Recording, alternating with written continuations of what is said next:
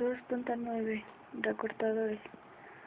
Existe una gran variedad de redes de diodos llamados recortadores que tienen la habilidad de recortar una porción de la señal de entrada sin distorsionar la parte restante de la forma de onda alternante.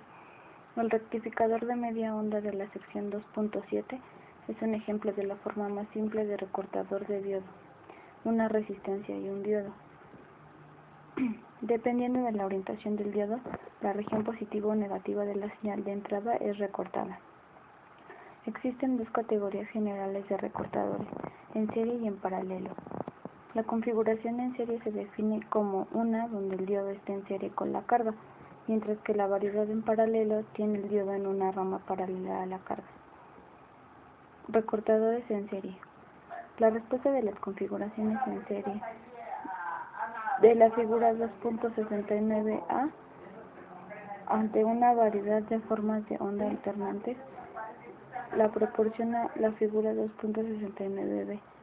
Aunque primero se introdujo como rectificador de media onda, no hay límites en el tipo de señales que se pueden aplicar a un recortador. La adición de una fuente de tal como la que se muestra en la figura 2.70 puede tener un gran efecto sobre la salida de un recortador. Nuestra discusión inicial estará limitada a los diodos ideales, con el efecto del voltaje total reservado para un ejemplo concluyente. No hay un procedimiento general para analizar las redes como las del tipo de la figura 2.70, pero hay algunos aspectos para tener en mente conforme usted trabaja en busca de una solución. Número 1. Haga un esquema mental de la respuesta de la red basado en la dirección del diodo y de los niveles aplicados de voltaje. Para la red de la figura 2.70, la dirección del diodo sugiere que la señal debe ser positiva para encenderlo. La fuente de además requiere que el voltaje VI sea mayor que el voltaje volts para encender el diodo. La región negativa de la señal de entrada está presionando al diodo hacia el estado de apagado, apoyado además por la fuente de corriente directa. En general, por lo tanto, podemos estar seguros de que el diodo es un circuito abierto, es decir, estado apagado por la región negativa de la señal de entrada.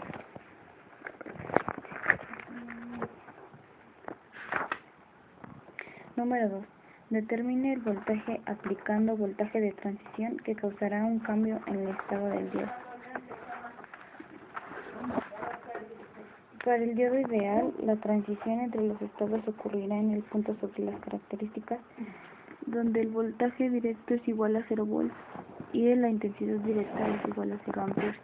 Al aplicar la condición intensidad directa es igual a 0 volts y voltaje directo es igual a 0 a la red de la figura 2.70, dará como resultado la configuración de la figura 2.71, donde se reconoce que el nivel del voltaje inicial que causará una transición en el estado es igual a voltaje inicial es igual al voltaje. Para un voltaje de entrada mayor que V volts, el diodo se encuentra en el estado de circuito cerrado, mientras que para los voltajes de entrada menores que V volts, este está en el estado apagado o de circuito abierto. Número 3. Estar conscientes continuamente de las terminales definidas y de la polaridad del voltaje inicial. Cuando el diodo está en el estado de circuito cerrado, como lo muestra la figura 2.62, el voltaje de salida VO se puede determinar mediante la aplicación de la ley de voltaje de Kirchhoff en la dirección de las manecillas del reloj. Voltaje VO es igual a voltaje inicial menos el voltaje. Número 4. Puede ser útil dibujar la señal de entrada por encima de la de salida y determinar la salida a valores instantáneos de la entrada.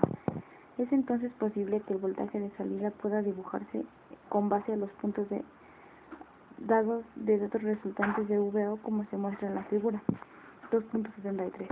Hay que tener en mente que para un valor instantáneo de VO, la entrada puede tratarse como una fuente de corriente directa de aquel valor y el correspondiente valor de corriente directa de la salida determinada.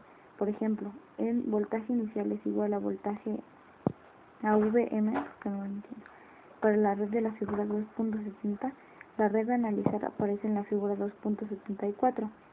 Para el voltaje medio, que es mayor al voltaje, el diodo se encuentra en el estado de circuito cerrado y VO es igual a VM menos V, como lo demuestra la figura 2.73. En el voltaje inicial los diodos cambian de estado. y la curva completa para V inicial puede dibujarse como lo demuestra la figura 2.65.